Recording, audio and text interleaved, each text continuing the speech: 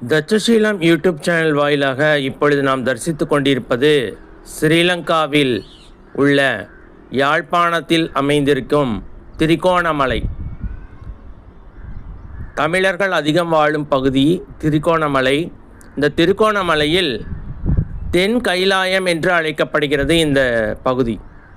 ஏனென்றால் சிவபெருமான் மற்றும் சதிதேவி, அதாவது தாக்ஷாயினியை இருவரும் காட்சியளிக்கும் தலம் இது.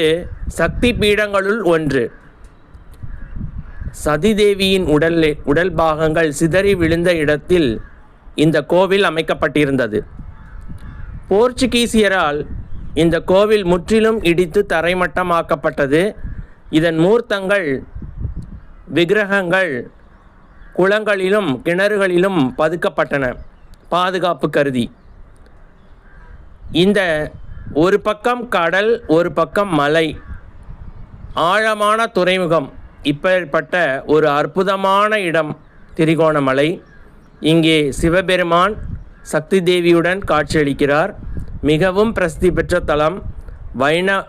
சைவ தலங்களுள் முதன்மையான தலம் என்று கூட சொல்வார்கள். இலங்கையில் இருக்கக்கூடிய முதன்மையான சைவத்தலம் திரிகோணமலையே ஆகும். ஏனென்றால் எப்படி நமக்கு கைலாயம் முக்கியமோ அதுபோல ஸ்ரீலங்காவிற்கு திரிகோணமலை மிக முக்கியம். அங்கே ராவணன் வழிபட்டதாகவும் வரலாறு உண்டு. அழகிய சிற்பங்களை இப்பொழுது உருவாக்கி வைத்திருக்கிறார்கள். ஓம் நமச்சிவாய. தென்னாடுடைய சிவனே போற்றி, எந்நாட்டவர்க்கும் இறைவா போற்றி.